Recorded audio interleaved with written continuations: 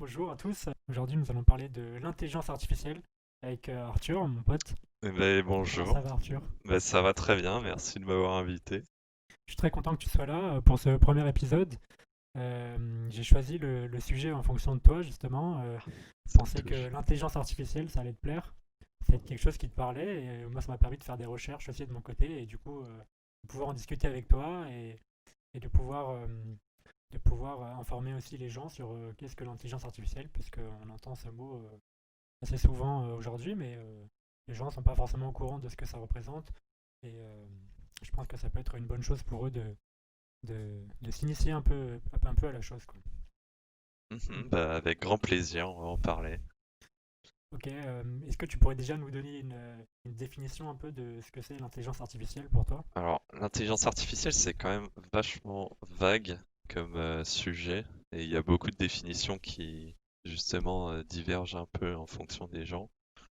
Euh, le truc le plus basique, je dirais que c'est le principe d'imiter le raisonnement humain au maximum. Mhm.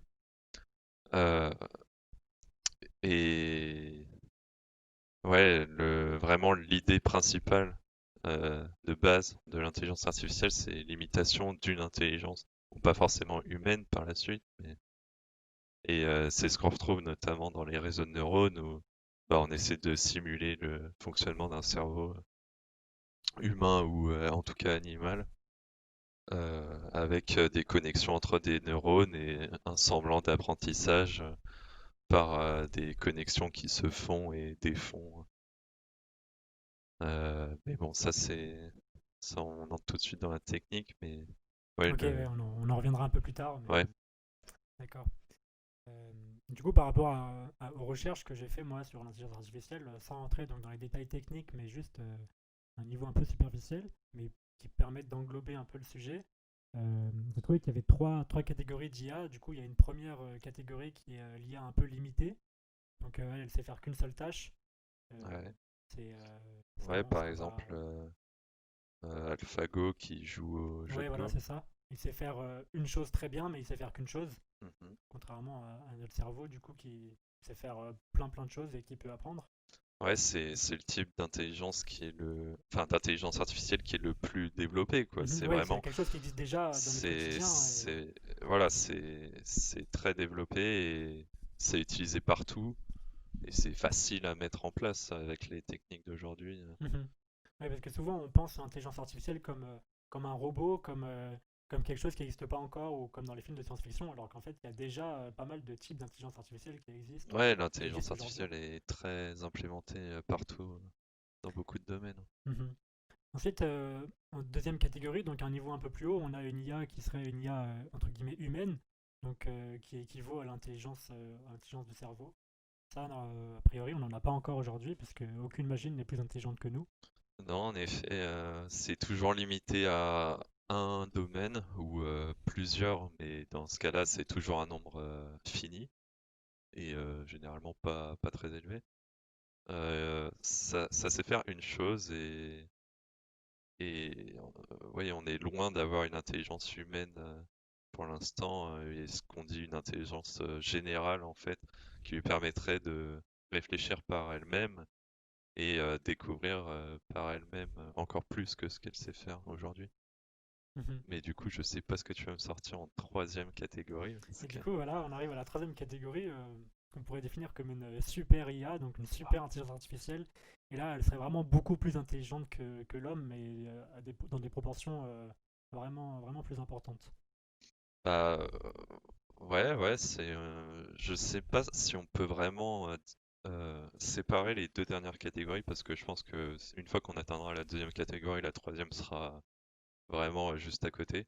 Dans le sens où, vu qu'une intelligence artificielle, ça utilise du coup des ordinateurs et tout, enfin, les calculs sont faits instantanément et si vraiment ça pouvait réfléchir comme nous et de façon instantanée, ça serait, Ok. enfin, ça me paraîtrait déjà super puissant, enfin plus puissant que nous. Ouais, c'est À intéressant partir ce que du tu moment dis. où tu imites un cerveau humain, mais sur ordinateur, bah ça serait fou. Ouais, ouais, je vois bien ce que tu veux dire, mais vraiment dans la troisième catégorie, c'est quelque chose en fait qu'on aurait du mal à imaginer nous-mêmes. Enfin, Ouais, c'est beaucoup plus qu'un cerveau humain, parce que ouais, ouais. si on s'arrête sur le fait que l'IA humaine, ce soit déjà la plus puissante, ça voudrait dire que nous, on est déjà hyper intelligent et qu'on pourrait pas l'être plus, alors que c'est pas Non, pas vrai. que c'est pas que l'IA humaine serait la plus intelligente, c'est que ce serait la première étape, mais vers une route assez rapide d'une IA surdéveloppée, quoi. Enfin, Ok. Et par surdéveloppé, t'entends quoi? Parce qui que. a toutes les compétences que tu peux imaginer. Enfin, du coup, vu que c'est un peu inimaginable pour nous, Mhm. je sais pas trop, Ouais, mais ouais, c'est ça qui est ça intéressant de pourrait noter, c'est vite, que. enfin, comme on l'imagine dans de nombreux films de science-fiction, où dès que l'IA atteint un seuil, ensuite elle décide d'aller faire je ne sais quoi dans les PC de je ne sais qui. Et ouais, bon, ça c'est après libre à chacun d'imaginer ce qui peut se passer. Ok. Donc, Et c'est pour ça qu'on parle aussi souvent d'une sorte de bouton rouge de l'intelligence artificielle, dans le sens où dès qu'on aurait atteint un truc trop puissant, faudrait l'arrêter tout de suite, sinon elle pourrait faire ce qu'elle voudrait. En tout cas, faudrait le faire dans un environnement fermé, mais bon, ça, de toute façon, c'est vraiment pas pour aujourd'hui. ok. Alors, c'est marrant, justement, dans un peu tout ce que j'ai lu, ce qui revenait souvent, c'était. Enfin, la question, c'était quand est-ce que vraiment une IA au moins humaine apparaîtra. Ouais, Et, euh, et selon du coup plusieurs scientifiques, dont Ray Kurzweil, donc ouais, je connais. je sais que tu apprécies cette personne, ça pourrait arriver vraiment très rapidement, c'est-à-dire dans quelques années, dans quelques dizaines d'années à peine. Ouais, C'est-à-dire alors que nous, ça divague entre les gens, mais ça va de 2030 à 2050, ouais, c'est enfin ça. 2100 pour les plus pessimistes, mais C'est quand ouais, même vachement. c'est tôt. Ouais. C'est-à-dire que nous, qui sommes nés dans les années 2099, on assisterait à Ouais, ouais. une révolution. Ah oui, j'y crois aussi. Enfin, je pense vraiment dans mon temps de vie assister à pas mal de choses dans ce domaine. Ok, parce qu'une fois, je me rappelle, tu m'avais dit que tu disais trop tôt et, Ah, et que justement, tu verrais jamais cette révolution que tu espères. ouais, Et ouais. finalement, Après, il y aura des révolutions aussi en 2500, mais enfin, à moins que l'IA nous ait déjà réduit en esclavage d'ici là. Mais non, non, c'est vrai que c'est une belle époque pour voir des avancées technologiques. ok. Euh,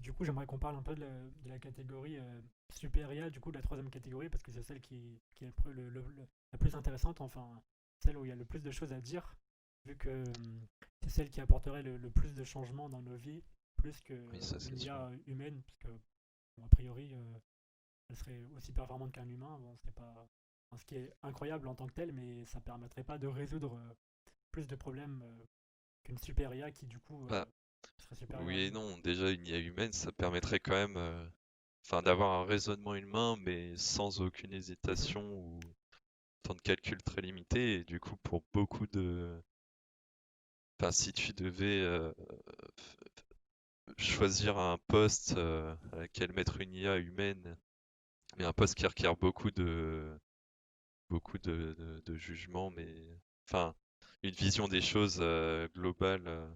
Je sais pas, je réfléchis à un métier enfin à quoi ça pourrait s'appliquer. Ouais, ouais, je vois.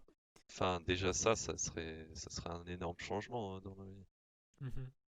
Déjà que l'IA de catégorie 1, comme tu dis, c'est alors oui, il y en a qui servent juste à jouer au Go, donc en soi ça sert pas à grand chose, mais il y en a aussi qui sont dans nos voitures autonomes et qui, enfin, dans 10 ans, je pense qu'il y aura que ça, des voitures autonomes, Mhm.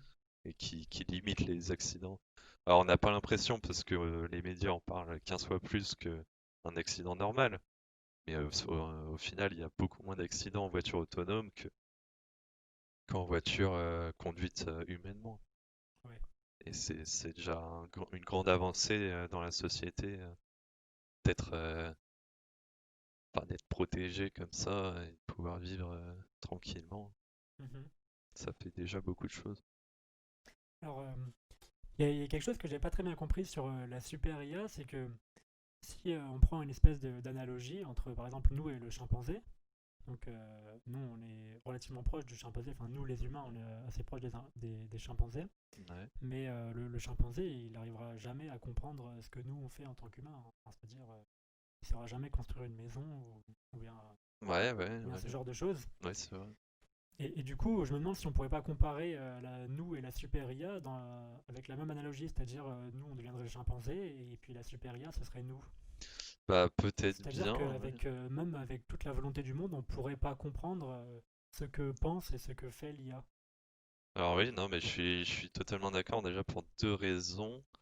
Parce que déjà, donc comme tu dis, oui, si c'est une intelligence qu'on développe et qu'on comprend pas forcément de base, qui se redéveloppe elle-même par la suite, bah, elle nous dépassera rapidement. Enfin, c'est comme si tu imaginais une intelligence extraterrestre, Mhm. tu comprendrais pas forcément ce qu'ils faisaient, Oui, parce que bah, ils viennent pas du même lieu, ils ont développé une intelligence totalement différente qui est pas basée sur la vivre sur ses deux pieds ou je sais pas, enfin mhm. Ouais, beaucoup de je vois choses bien. fascinent. Et la deuxième raison, c'est déjà aujourd'hui en fait on sait pas ce que fait une intelligence artificielle dans la plupart des cas, c'est un peu une boîte noire. Et ce qu'on crée, c'est donc si je retourne sur les réseaux de neurones rapidement, c'est vraiment on laisse libre cours à l'intelligence artificielle pour choisir comment elle apprend et qu'est-ce qu'elle apprend à la fin. Et au final, on ne sait pas comment elle choisit tel ou tel choix. Ouais, Pourquoi est-ce qu'au jeu de Go, elle choisira de jouer un coup et pas l'autre? Et ben, on ne sait pas l'expliquer parce que c'est vraiment une boîte noire en fait. On n'a pas accès à ce ok. qu'elle sait faire. Et du coup, admettons que enfin, le principe d'une IA, c'est quand même de nous aider, nous humains, en tant que, Ouais, enfin, à ouais. résoudre nos problèmes. Mm. Et du coup, quelque part, on exploite les qualités de l'IA, de la machine, pour pouvoir nous aider. Ouais. Par contre, si on ne sait pas comment fonctionne la machine, j'ai du mal à voir comment est-ce qu'on pourrait l'utiliser. Tu Bah vois? oui, il y C'est-à-dire a que si l'IA est plus intelligente que nous, comment est-ce qu'on pourrait comprendre ce qu'elle nous propose comme solution ou bien ce genre de choses? Après, elle peut proposer des solutions à des problèmes dont on peut vérifier la solution qu'elle a donnée. Par exemple, les problèmes du millénaire en mathématiques ou informatique qui disent, j'en ai plus en tête, mais enfin, tu connais, il y a des problèmes qui sont insolvables Ouais. et enfin, si tu les résous, tu gagnes 1 million d'euros. Enfin, ça changerait le monde, tu vois. Mhm. Parce qu'il y a beaucoup de mathématiciens qui auraient utilité à prouver telle ou telle chose, bref. Mais si une IA hyper intelligente arrive à résoudre ça, bah ensuite on pourrait peut-être le vérifier parce qu'elle donnerait un résultat quelconque et ça pourrait nous mener à oui, en fait c'est ça. Ok. On sait pas trop comment l'expliquer. C'est comme il y a pas mal de preuves mathématiques qui sont faites par ordinateur, Ouais. c'est pas forcément bien vu parce que c'est de l'aide d'ordinateur et la preuve est pas Ouais, parfois c'est totalement la solution rédigée. sans le raisonnement, quoi. Ouais, voilà. Mhm. Mais au final, ça aide. Oui, bien sûr. C'est pas comme en cours où les profs nous disent je m'en fiche de la solution, ce que je veux c'est le raisonnement. Voilà. Là, c'est le contraire, là, c'est la C'est, solution qui est intéressante on peut dire plus que ça. le raisonnement. Mais ouais, ouais, c'est aussi un domaine de recherche dans l'intelligence artificielle d'essayer de vraiment comprendre ce qu'elle fait, pourquoi elle fait, comment elle fait. Ok, et du coup, par rapport à ça, j'aimerais que tu me parles un peu de la manière d'entraîner une intelligence artificielle à s'améliorer, du coup, à progresser. Comment est-ce qu'elle fait? Alors, j'ai vu qu'il y avait plusieurs méthodes. Il y avait les réseaux de neurones, donc ça tend à imiter notre propre cerveau. Et Ouais, il y avait ouais. aussi d'autres techniques comme on lui donne beaucoup d'informations et elle apprend avec l'expérience, en fait. Alors ça c'est un peu, ça c'est deux phases différentes que tu abordes là, à savoir qu'on peut faire un réseau de neurones et ensuite on peut choisir de lui donner beaucoup de données ou pas beaucoup de données. Mhm. Donc il y a deux étapes en fait. Donc on peut se concentrer d'abord sur les réseaux de neurones. En fait, l'intelligence artificielle a besoin de beaucoup de données pour apprendre. Déjà pour ça que ça se développe beaucoup aujourd'hui, c'est parce que des milliards de données sont générées chaque jour maintenant par Internet, par tous les utilisateurs, récoltées par Google et tous les GAFA. Et avec ça, enfin, ils peuvent entraîner des intelligences artificielles vraiment facilement. Et ces données-là, en fait, c'est du texte ou des chiffres ou n'importe quoi qui sont rentrés dans un réseau de neurones et qui, par la suite, soit au début, on lui dit directement à quoi correspond telle donnée, soit c'est à lui de le découvrir. Et donc, ouais, il y a plusieurs façons d'entraîner une intelligence artificielle. Et Ok. pour revenir sur les réseaux de neurones, du coup, enfin, c'est vraiment basé sur le cerveau humain, à savoir que on peut créer plusieurs couches de réseaux de neurones et chacune est reliée entre elles. Et en fait, en entrant, par exemple, une donnée X et une donnée Y, euh, chaque couche, chaque liaison de neurones fera son calcul. Et à la fin, un calcul X plus Y plus X prime, Y prime, etc. On trouve en sortie du réseau de neurones sa réponse vrai ou faux, ou c'est ça, c'est un chien, c'est un chat. C'est Mais bon, les calculs sont un peu compliqués à expliquer comme ça. Mais en tout cas, voilà, ça marche sur un principe de données entrée et de sortie. Ok, merci du coup pour ces explications un peu poussées. Euh, En fait, une question que je me pose, c'est qu'est-ce que, comment est-ce qu'on va vivre le changement cette révolution de la super IA? Qu'est-ce qu'on va... Ah, c'est une bonne question en soi et c'est assez compliqué d'y répondre parce que déjà aujourd'hui c'est assez flou, donc dans 10 ans, aucune idée de ce qui va se passer. Mais en fait, le problème de cette technologie, c'est que ça porte à polémique. Et il y a beaucoup de personnes qui voudront jamais, par exemple, conduire une voiture autonome, parce que par peur. Et bon, c'est par peur fondée ou non, enfin, ça peut se comprendre d'avoir peur pour ça. Mais le problème, c'est que ces gens-là, ils vont probablement jamais changer leur opinion à propos de l'IA. Et si par la suite on donne toujours plus de pouvoir à l'intelligence artificielle parce qu'elle devient plus puissante et donc elle peut faire plus de trucs, et bah ces gens-là, ils vont être contre ce qui est donné à l'intelligence artificielle. Ouais. Après, c'est un peu comme quand l'avion est arrivé, il y a plein de gens qui voulaient pas prendre l'avion Oui, parce qu'ils connaissaient pas et ça paraissait dangereux.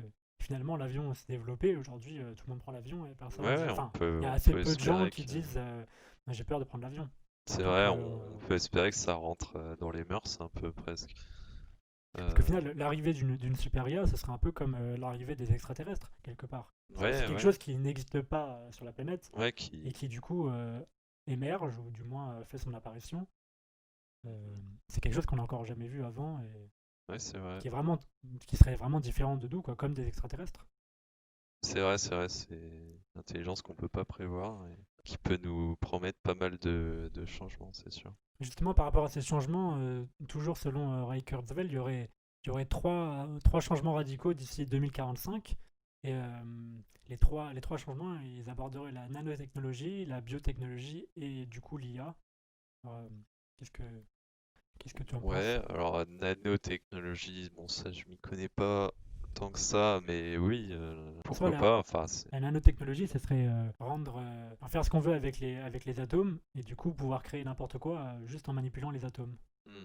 Et donc, à partir de là, bah, on pourrait avoir des ressources illimitées, puisqu'on pourrait créer ce qu'on veut à partir des atomes, sachant que les atomes, ils existent déjà. Enfin, je sais pas N'oublions si tu es pas d'accord qu'on avec peut, ça, mais enfin rien ne se fait, rien ne se crée, mais sinon ouais. certes, mais si on veut changer, par exemple, une table en nourriture, on pourrait, il suffit juste de réarranger les atomes. C'est peut-être, j'avoue Enfin, que... si on regarde à l'échelle microscopique, atomique, Hmm. les atomes, enfin, la matière, c'est juste un enchaînement d'atomes. Oui, oui, bien sûr. Si on réorganise les atomes d'une autre manière, on obtient quelque chose d'autre. Ouais, c'est vrai, ouais. Donc on pourrait, pour avoir déjà des choses minuscules, puisqu'on travaillerait de l'ordre atomique, Hmm, hmm. donc la miniaturisation prendrait beaucoup d'ampleur, et en plus, du coup, on pourrait créer ce qu'on veut. Ouais, c'est prometteur. Mais déjà, aujourd'hui, on crée des matériaux informatiques où dedans les composants, enfin, ils sont déjà bien minuscules. Enfin, ils font la taille de quelques atomes, quoi, bien Un peu sûr. plus que... Oui, un peu juste, mais ouais, on s'approche d'une miniaturisation assez impressionnante. Ok. Concernant la biotechnologie, l'idée, ce serait de remplacer carrément les cellules de notre corps par des organes artificiels qui, du coup, se répareraient eux-mêmes ou seraient indestructibles ou ce genre de choses. Oui, c'est vrai que Ray Kurzweil est très transhumaniste. Ça fait un peu peur comme ça, dit, Moi, je dirais de, pas de non, mais... savoir que finalement, on n'est plus créé de matière organique vivante, mais Bah, au début, si, mais c'est juste à la fin, plus on vit, plus nos nos organes, etc. se dégradent. Donc c'est bien de pouvoir avoir une solution à ça, quand même, Ouais, ça résoudrait un peu le problème de l'immortalité, par exemple. Ouais. entre autres, ce qui pose un gros problème éthique. Voilà, ça, bah ouais, c'est de toute façon la plupart des technologies comme ça auront des problèmes d'éthique et comme l'intelligence artificielle, bah il y en a qui diront non et qui voudront pas, d'autres qui diront oui. Est-ce que tu Et penses qu'on aura vraiment le choix entre j'accepte cette technologie, je l'utilise, ou bien je l'accepte pas et je l'utilise pas, je reste. pendant un bon moment, oui, on aura le choix, ouais, c'est sûr. Ils pourront pas.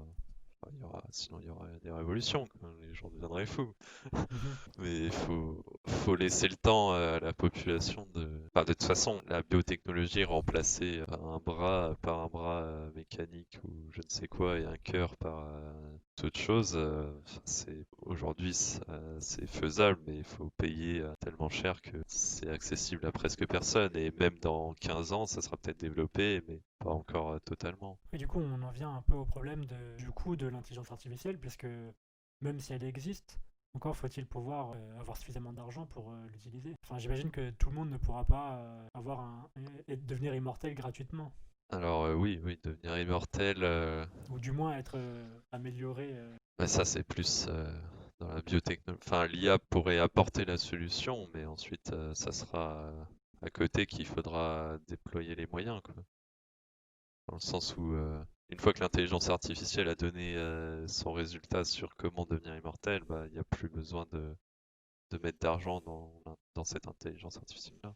Mhm. C'est pas là où il y aura un problème d'économie et d'accessibilité uniquement pour les personnes très riches. Ok, donc ça, ce sera un peu les, les bons côtés de la super IA, donc ne plus avoir de maladies, ne plus avoir la famine, enfin résoudre Ouais, ce genre ouais, de ouais. problème. Après, est-ce qu'il y a que des bons côtés dans l'IA? Je pense pas. Enfin, c'est comme dans tout, il y a forcément des revers de médaille. Et Bah, qu'est-ce que ça pourrait être selon toi? des mauvais côtés. Ah, disons que pour l'instant, si on ne donne à l'IA que des objectifs bons ou relativement neutres, battre un humain au jeu de Go, il n'y a pas trop de problème à ça. Ouais. Mais c'est vrai que on peut vite partir à la dérive, comme en Chine, où notamment les caméras de sécurité ont toutes aujourd'hui des logiciels de reconnaissance faciale. Bon, je dis en Chine, mais en soi, c'est utilisé dans bien d'autres pays. Mais donc là-bas, c'est vraiment très, très, très développé.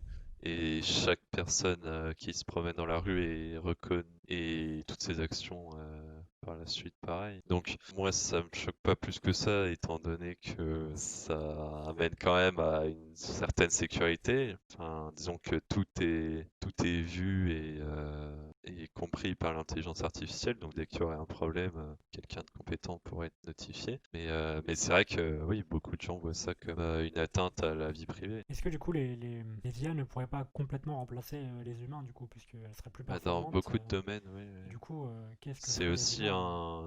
c'est un autre problème, on va dire. Enfin, déjà, on pourrait remplacer tous les métiers qui n'exécutent qu'une seule tâche par une IA sans problème, ou même des tâches un peu plus complexes, Oui, mais mais qui ça seraient en soi, des mé- facilement remplaçables. disons Mais que des métiers qui nécessitent une seule tâche, c'est déjà automatisé par de la robotisation, en fait. C'est même pas de l'intelligence artificielle en soi. ouais, enfin, ces robots, ils ont une sorte d'intelligence artificielle quand même. Bah oui et non, Par si exemple, le métro c'est... automatique, Ah oui. il est quand même intelligent, entre Oui, le guillemets. métro, mais c'est pas une seule tâche. Ah oui et non. On peut se dire que le conducteur, il fait que avancer, Ouais, ouais. accélérer, reculer ou enfin freiner. Bon, normalement, il y a plus de trucs à faire. Répondre à tel ou tel problème de circulation. Ça, oui, ok, ça nécessite une certaine intelligence. Il y a beaucoup de métiers qui sont déjà remplacés. Et du coup, là, il y en aurait encore plus, voire presque tous. Alors, Parce que si une IA est capable de réfléchir et de raisonner comme nous, en soi, elle oui, pourrait nous remplacer dans n'importe quel travail. l'IA peut nous remplacer et va. Même dans notre travail qui constituerait à l'améliorer, en fait, elle s'améliorerait toute seule. Ouais, ouais, Donc non, on n'aurait plus mais je rien à suis faire, totalement d'accord. quelque Mais part. après, ça amènera aussi à d'autres métiers réalisables. Enfin, c'est comme toutes les technologies industrielles qu'il y a eu quand les machines ont été créées. Bah, ceux qui faisaient tout à la main pensaient ne plus avoir de métier par la suite.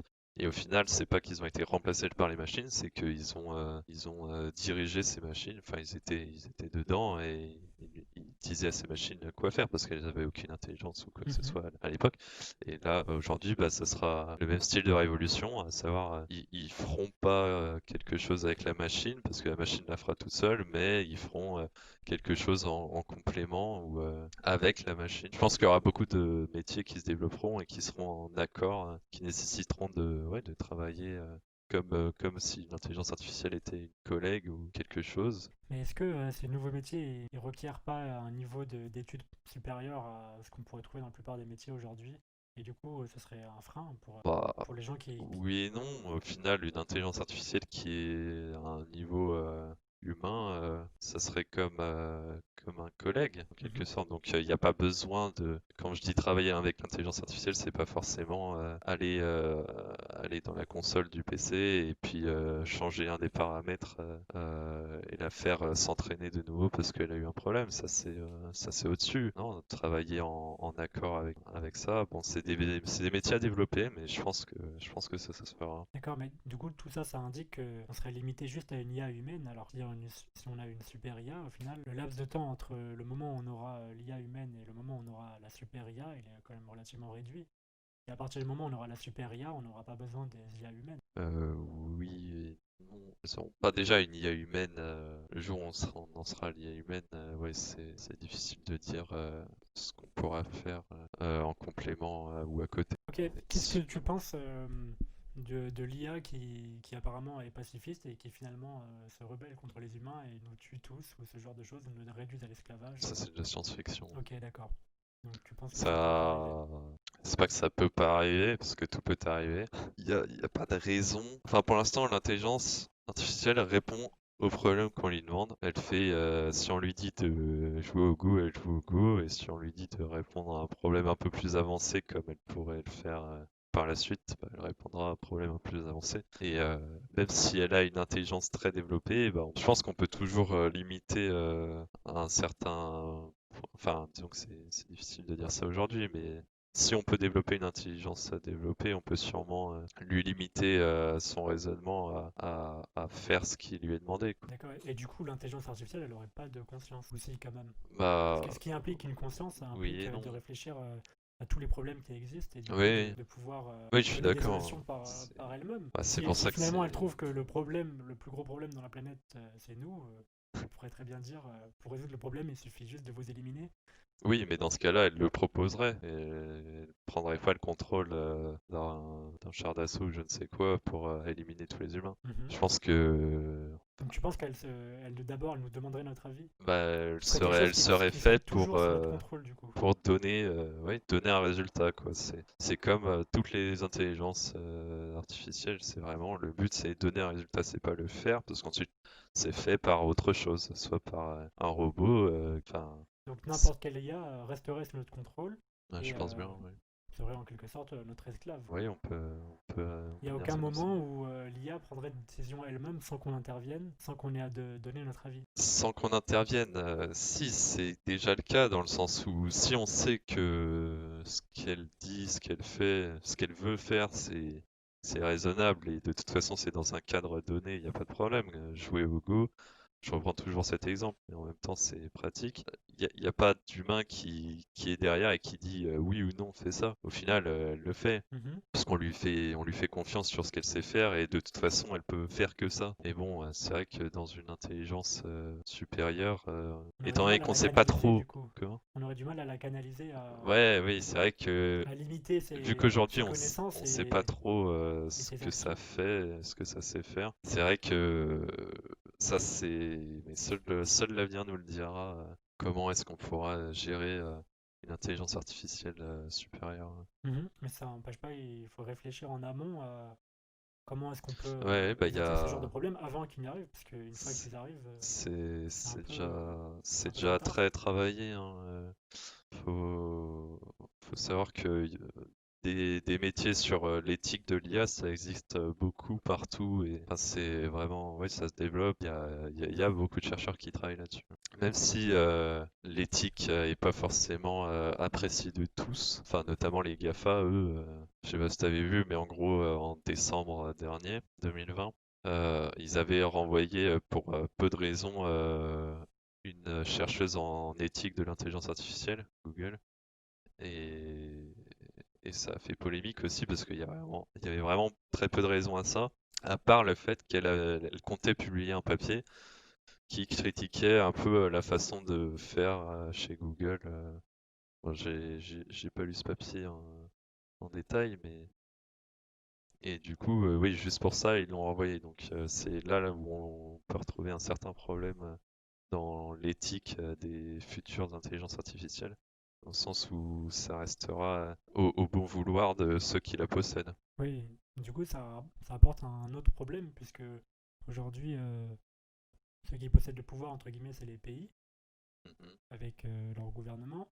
Mais avec l'avènement d'une super IA, ceux qui auront le pouvoir, du coup, ce seront les possesseurs de cette IA, et entre autres, les grosses compagnies, Bah, oui, donc oui, notamment sûrement. les GAFA, ce qui réduit énormément le... Enfin, déjà aujourd'hui, on voit que les GAFA ont énormément de pouvoir, voire plus que certains pays. Quand on voit que ils peuvent réduire au silence l'ancien président des États-Unis, c'est déjà. Enfin, ils ont beaucoup de pouvoir sur la population. Et bah, après, il faut faire avec. Est-ce qu'ils les garderont pour eux? Ça, bah, encore une fois, difficile à dire. Mais ouais, ça peut être un problème. Après, il n'y a pas non plus de raison que décident d'utiliser pour faire le mal, hein. En soi, les intelligences artificielles qu'ils ont aujourd'hui, ils les gardent pour eux. Et c'est très bien. Et ça répond à leurs problèmes. Et ça aide leurs utilisateurs. Et au final, tout le monde est content, en tout cas dans ceux qui l'utilisent. Même si c'est dit, quand on voit comment ils traitent nos données, on n'a pas forcément envie qu'ils développent d'autres d'autres technologies pour avoir encore plus de données, et du coup, ça va vraiment moins bien. Ah, ça, c'est un problème à part, mais on va dire que oui, là, c'est sûr que le monopole qu'ils ont sur Internet et la récolte de données, bah, c'est quelque chose. Pour l'instant, on voit pas trop de solutions à part les amender chaque fois qu'ils font un problème. Mais bon, les amendes, même si elles s'élèvent à des milliards d'euros, bah, Google, ils peuvent payer ça et en à peine 3 jours, c'est remboursé.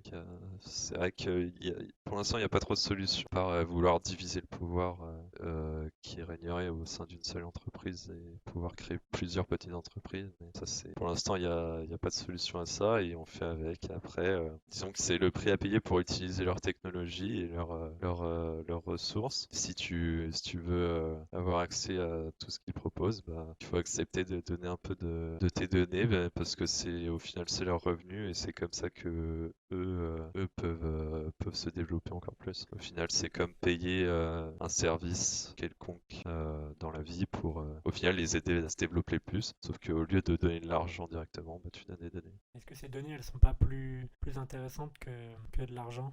Ah si, oui, ça vaut extrêmement cher des données de tout type, mais des données sur des personnes directement, ça vaut très très cher. Après, normalement, Google les utilise pas pour les revendre, dans le sens où eux, leur but c'est d'avoir ces données, c'est pas de les avoir pour les revendre, c'est de les utiliser directement. Pas comme un quelconque site ou service qui te demanderait d'avoir des données, mais qui eux n'en auraient pas d'utilité parce qu'ils n'ont pas d'intelligence artificielle à développer, par exemple, donc ils les revendraient instantanément.